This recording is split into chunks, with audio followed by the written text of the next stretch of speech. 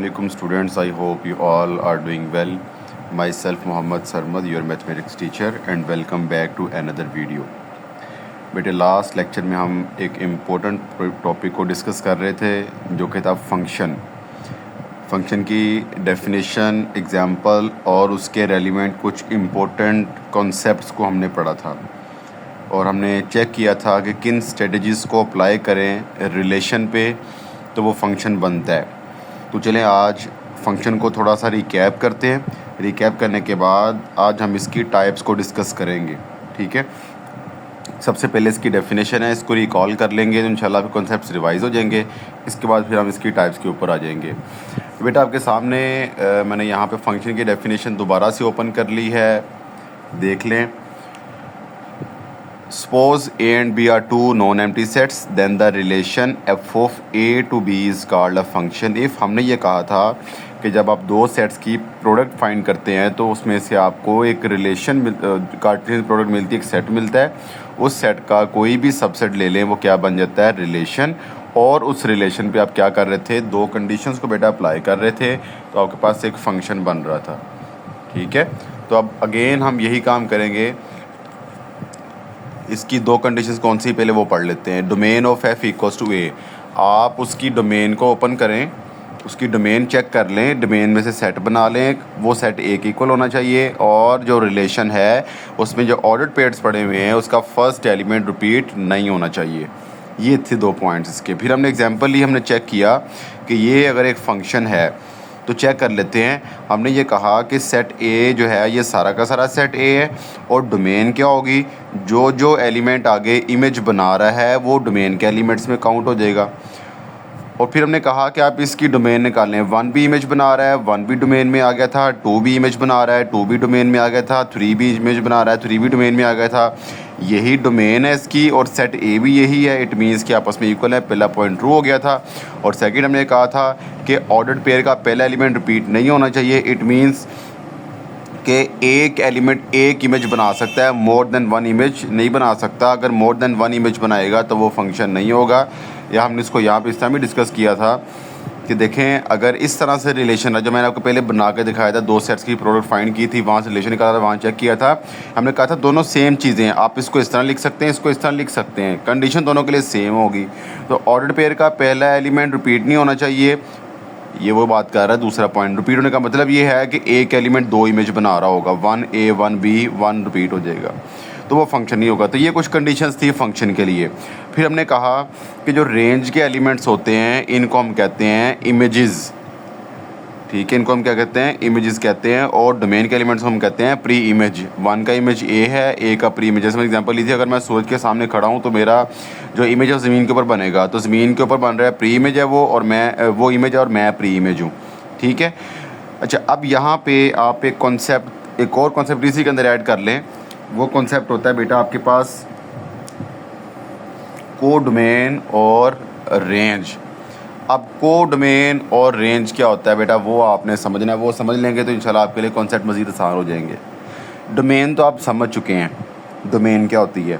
Domain में जो elements image बना रहे हैं वो डोमेन के अंदर ऐड हो जाते हैं। जैसे कि यहाँ पे देख लें, डोमेन 1 2 3 है, 4 इमेज नहीं बना रहा, 4 डोमेन के अंदर नहीं आएगा। आपने ये समझना है कोडोमेन और रेंज, क्या वर्ड मैं बता रहा हूँ, कोडोमेन और रेंज। अक्सर बच्चे इन दोनों को मिक्स कर देते हैं, वो गलत है। दोनों में डिफरेंस है और माइनर डिफरेंस है। बेटा कोडोमेन क्या होता है, सेट बी सारा का सारा कोडोमेन होता है। आप लिख सकते हैं codomain equal to set B. Set B सारा का सारा कोडोमेन होता है। रेंज क्या होता है, सेट बी के वो एलिमेंट्स जो इमेज बने हुए हैं वो आपके पास रेंज कहलाते हैं। जैसे कि यहाँ पे ए इमेज बना हुआ है तो रेंज में ए भी आएगा, बी इमेज बना हुआ है 3 का, बी भी आएगा, सी इमेज बना हुआ है, सी भी आएगा। इसको हम कहते हैं कोडोमेन और रेंज। याद रखें, कोडोमेन सेट बी सारा होता है। सेट बी, अब आगे हम एग्जांपल्स पढ़ेंगे ना टाइप्स में, वहाँ पे क्या होगा कि सेट बी के कुछ एलिमेंट्स इमेज बनेंगे, कुछ नहीं भी बन रहे होंगे।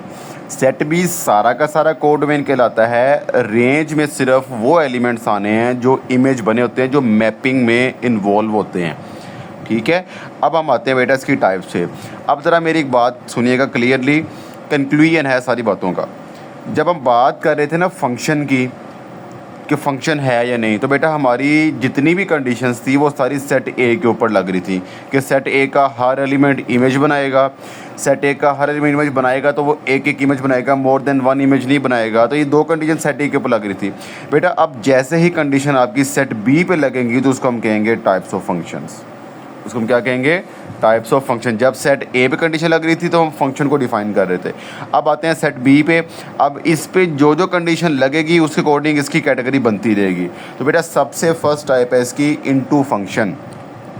सबसे पहले इसकी डेफिनेशन क्लियर कर लें। एक बात याद रखें, इसकी जितनी भी टाइप्स होंगी ना वो सारे के सारे फंक्शन तो होंगे, लेकिन उसकी कैटेगरी बनाई जाएगी with respect to its type. If a function F of A to B, देखें जब मैंने यहाँ पे डिफ़ाइन किया तो मैंने लिखा था रिलेशन, क्योंकि अभी भी फंक्शन डिफ़ाइन नहीं हुआ था। 2 पॉइंट फुलफिल होंगे तो डिफ़ाइन होगा। अब ये फंक्शन है तो मैंने लिखा if a function F of A to B is such that. बेटा ये बहुत इंपॉर्टेंट पॉइंट है ये वाला, इसको समझ लेंगे तो आपके पास ये कॉन्सेप्ट क्लियर हो जाएगा। ये इसकी मैथमेटिकल फॉर्म आपने याद रखनी हुई। अगर एक फंक्शन के अंदर जो रेंज है वो प्रॉपर सबसेट है बी की, बेटा सबसेट की बात नहीं कर रहा मैं, ये सबसेट वाला केस ये वाला है, ये है सबसेट वाला केस, हम पीछे पढ़ के आए हैं ना, ये है प्रॉपर सबसेट। इसमें क्या फ़र्क था? मैंने बताया था कि इसमें आपका इक्वल वाला केस भी आता है, लेकिन वो क्या कहता है आपस में इक्वल तो हो ही नहीं सकते। वो क्यों नहीं होंगे? इक्वल हो गए एक नई टाइप बन जाएगी, आगे आ रही नई टाइप। इसलिए जो रेंज है वो सेट बी की प्रॉपर सबसेट होनी चाहिए। Then F is said to be function of A into B. चलें, ये तो आपको समझ आ गई है। अब मैं आपको इसकी आसान लफ्ज़ों में उर्दू में बताऊंगा बोल के कि ये क्या कहना चाह रहा है, किस चीज़ को डिफ़ाइन करना चाह रहा है। आप बेशक इसको ना लिख लीजिएगा, जो मैं उर्दू में बोलूँगा ना, उर्दू में इसका मैं समराइज़ करके मेन कॉन्सेप्ट बता दूँगा। आप इसको साइड पे लिख लेना, आपको याद रहेगा, उससे भूलेगा नहीं फिर कभी भी आपको। बेटा वो कहना ये चाहता है, उसने भी ये कहा कि रेंज जो है वो सेट बी की प्रॉपर सबसेट है। कैसे देख लेते हैं, पहले रेंज निकाल के देखते हैं। रेंज ऑफ एफ, इसकी रेंज कौन सी? मैंने क्या कहा था, रेंज में कौन से एलिमेंट्स आने हैं? जो इमेजेस बने हुए हैं जो मैपिंग में इन्वॉल्व हैं। 2 भी इन्वॉल्व है, 4 भी इमेज बना हुआ है, 6 भी बना हुआ है। बस सेट बी कौन सा है? 2, 4, 6, 8, ये सारा सेट बी है। ज़रा देख के बताएं क्या दोनों आपस में इक्वल हैं? नो, यही उसने कहा था यहाँ पे कि आपस में इक्वल नहीं होंगे, लेकिन उसका प्रॉपर सबसेट होगा। ये इसका प्रॉपर सबसेट है, ठीक है। ये सारा इसमें कंटेन कर रहा है, इसका प्रॉपर सबसेट है ये। यही इसका कॉन्सेप्ट है, मैथमेटिकल फॉर्म का मैंने यहाँ पे लिख के बताया। अब मैं जो कहना चाह रहा हूँ वो सुने, उर्दू में इसका क्या मीनिंग है। बेटा आपने याद रखना है, इसको लिख लीजिएगा। सेट बी का कम अज़ कम एक एलिमेंट ज़रूर बचे जो किसी का इमेज ना बनाओ। ये इसका समराइज़ कॉन्सेप्ट मैंने बता दिया उर्दू में आपको। पीछे उसने सारी इस चीज़ को डिफ़ाइन किया हुआ है। देखिए ना, ये इसका प्रॉपर सबसेट कब बनेगा? जब बी के पास कम अज़ कम एक एलिमेंट एक्स्ट्रा बचा होगा। तो मैंने यही बताया कि सेट बी के पास कम अज़ कम एक एलिमेंट ऐसा ज़रूर बचा होना चाहिए, एक से ज़्यादा भी हो सकते हैं। कम अज़ कम एक ऐसा एलिमेंट हो जो पीछे किसी का इमेज ना बना हो। तो यहाँ पे 8 किसी का इमेज नहीं है, आगे जितने मर्जी आ जाएँ कोई फ़र्क नहीं पड़ता, कम अज़ कम एक होना चाहिए। अच्छा बेटा, अब आपके माइंड में क्वेश्चन आता होगा कि ये मैंने लाइनें कैसे लगाई हैं, ये इसको मैंने 2 पे क्यों मैप किया है, इसको मैंने 4 पे क्यों मैप किया है, ये लाइनें कैसे लगाई हैं मैंने, इसका क्या रूल है? बेटा इसका रूल कुछ भी नहीं है, जैसे मर्जी लाइन लगा लें, कोई इशू नहीं है। 1 को 2 पे कर लें, 1 को 4 पे कर लें, 1 को 6 पे कर लें, 1 जिसको जिस पे मर्जी मैप करवा लें, इसका कोई इशू नहीं है। बस ये ख्याल रखना है कि एक एलिमेंट एक इमेज बनाएगा, ये काम नहीं करना। 1 है, 2, 3 है, ये यहाँ भी इमेज बना रहा है, यहाँ ये काम नहीं करना, ये गलत हो जाएगा फिर। हाँ ये हो सकता है, देखिएगा ज़रा, ये हो सकता है 1, 2, 3, 4, 5 है, अगर ये हो सकता है बेटा, चेक कर लें। मैंने क्या कहा था कि डोमेन का एक एलिमेंट 2 इमेजेस नहीं बना सकता, ये वाला काम नहीं कर सकता, लेकिन रेंज का एक एलिमेंट पीछे 2 प्री इमेज बना सकता है। इसमें कोई इशू नहीं है इसके अंदर। ये भी इनटू फंक्शन है बेटा, ये भी इनटू फंक्शन। आप देख लें, सेट बी के पास कम से कम 2 एलिमेंट्स पड़े हैं जो किसी के इमेज नहीं बने हुए। फंक्शन है, कैसे है? सेट ए का हर एलिमेंट इमेज बना रहा है, पहला पॉइंट ट्रू हो गया। दूसरा पॉइंट क्या था कि सेट ए का जो एक एलिमेंट डोमेन का एक एलिमेंट है वो सिर्फ एक इमेज बनेगा, 1 का इमेज सिर्फ 3 है, कोई और नहीं है, 2 का इमेज सिर्फ 3 है, कोई और नहीं है, फंक्शन है। सुने ज़रा दोनों में क्या डिफरेंस है। सेट ए का जो डोमेन का एलिमेंट है वो एक से ज़्यादा इमेज नहीं बना सकता, ये वाला काम नहीं कर सकता। हाँ, रेंज का एक एलिमेंट अपने पीछे 2, 3 जितने मर्जी प्री इमेज बना ले, उसका कोई इशू नहीं है। तो हम बात कर रहे हैं इनटू की, कम अज़ कम एक एलिमेंट ऐसा बी के पास ज़रूर बचे जो पीछे किसी का इमेज ना बना हो। ये है आपका इनटू फंक्शन, ये भी इनटू फंक्शन है। मैपिंग जैसे मर्जी करवा लें, इसका कोई इशू नहीं है, बस ये ख्याल रखना है कि वो फंक्शन हो। आगे चलते हैं, सेकंड है ऑन टू फंक्शन, इट्स का बेटा दूसरा नाम है सरजेक्टिव फंक्शन। दोनों नाम याद करने हैं। If a function F of A to B such that, ये है बेटा इसकी मैथमेटिकल फॉर्म, उसकी भी थी ना, इसकी ये वाली है कि अगर रेंज और सेट बी आपस में इक्वल हो जाए, every element of B is the image of some element of A. Set B का एवरी एलिमेंट, ये इंपॉर्टेंट वर्ड है, एवरी एलिमेंट मतलब हर एलिमेंट। अब इसमें कोई भी बचा होना नहीं चाहिए, इनटू में बच रहा था ना, यहाँ नहीं बचा होना चाहिए। इसका हर एलिमेंट सेट ए के किसी न किसी एलिमेंट का इमेज ज़रूर मिलेगा, इसको हम कहते हैं ऑन टू फंक्शन। अब मैपिंग जैसे मर्जी करवा लें, ये देख लें, M1 का प्री इमेज C1 भी है, C2 भी है, इसका भी C1 है, फंक्शन है, इसका हर एलिमेंट इमेज बना रहा है। दूसरे नंबर पे एक एलिमेंट ए की इमेज बना रहा है, C1 का इमेज सिर्फ M1 है और नहीं है, C2 का इमेज सिर्फ ये है, कोई और नहीं है, C3 का इमेज सिर्फ ये है, कोई और नहीं है। तो आप यहाँ पे चेक भी कर सकते हैं, ये मैं कहीं फुलफिल करवाता हूँ। इसकी रेंज निकालते हैं बेटा, रेंज ऑफ F। रेंज में एलिमेंट्स कौन से आ रहे हैं, M1 M2। इसके बाद सेट बी के अंदर एलिमेंट्स कौन से आ रहे हैं, M1 M2। तो क्या आपस में इक्वल नहीं है, यही कंडीशन इसकी थी। उसमें क्या था, प्रॉपर सबसेट था, एक एलिमेंट ज़्यादा था। इसमें एलिमेंट कोई बचे ना, अगर बच गया तो इनटू हो जाएगा, नहीं बचेगा तो ऑन टू है। ये दोनों में इतना सा फ़र्क है बस। थर्ड पे आ जाएं, 1-1 फंक्शन और इंजेक्टिव फंक्शन। इसको 1-1 भी कहते हैं, इसको इंजेक्टिव भी कहते हैं। If a function F from A into B such that second element of no two of its order pair are same. इस बात को लिखने का उसका क्या मतलब है, ये समझना बेटा। अब आपने अभी मैंने आपसे एक बात कही कि रेंज का एक एलिमेंट पीछे 2 प्री इमेज बना सकता है, कोई इशू नहीं है, फंक्शन होगा। यहाँ पे ये काम नहीं करना है इसके अंदर। बस इसके अंदर जैसे पहले कहा था कि डोमेन का एक एलिमेंट एक इमेज बनाएगा, तो रेंज का एक एलिमेंट भी पीछे एक ही प्री इमेज बनाएगा। अब 1-1 फंक्शन के अंदर ये वाला काम नहीं होगा, ये वाला। हालांकि फंक्शन तो है, लेकिन 1-1 के अंदर कंडीशन लगती है वो मैपिंग पे लगती है, बात रखें। 1-1 पे जो कंडीशन लगनी है वो किस पे लगती है, मैपिंग पे लगती है कि आपने किसको किस पे मैप करवाना है, कितनी मैपिंग करवानी है। देखें, ए का प्री इमेज सिर्फ 1 है और कोई भी प्री इमेज नहीं है, ये 1-1 फंक्शन है। बी का प्री इमेज सिर्फ 2 है, बचता है बचे, नहीं बचता ना बचे, कोई इशू नहीं है इसका बेटा। हम बात कर रहे हैं सिर्फ और सिर्फ मैपिंग की। अब यहाँ पे देख लें, ये आपका 1-1 फंक्शन है, क्यों नहीं है, क्योंकि एम ने पीछे 2 प्री इमेज बनाए हुए हैं। ये आपका 1-1 फंक्शन है, ये 1-1 नहीं है, इसने पीछे 2 प्री इमेज बनाए हुए हैं, ठीक है। ये डिफरेंस पता नहीं रखना है। इनटू में क्या पढ़ा कि सेट बी का एक एलिमेंट कम से कम बच जाए जो किसी का इमेज ना बनाओ। ऑन टू में क्या पढ़ा कि सेट बी का हर एलिमेंट इमेज बना होगा। 1-1 में क्या पढ़ा कि आपकी मैपिंग जो है वो किस तरह होनी चाहिए कि रेंज का एक एलिमेंट पीछे सिर्फ और सिर्फ एक प्री इमेज बना सकता है, बस। ये इतना सा डिफरेंस है इसके अंदर। बात की समझ आ गई, क्लियर हो गया। आप इसकी एग्जांपल्स खुद लेंगे ना तो इंशाल्लाह आपको उसकी मज़ीद समझ आएगी। ये मतलब है इसका, such that second element of no two order pair are same.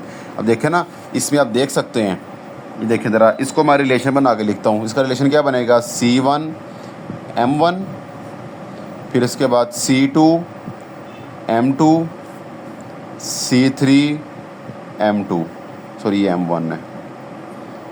तो देखें, ऑर्डर पेयर का सेकंड एलिमेंट रिपीट हो गया,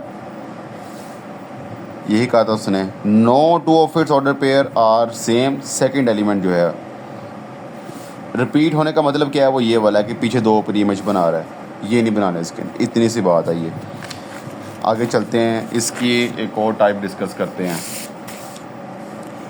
लास्ट टाइप है इसकी, ये इम्पोर्टेंट भी है, 1-1 एंड ऑन टू फंक्शन।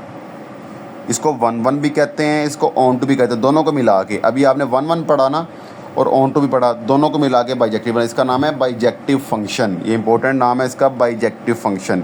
क्या होता है, 1 1 को मिला दें, ऑन टू को मिला दें, बाइजेक्टिव बन जाएगा।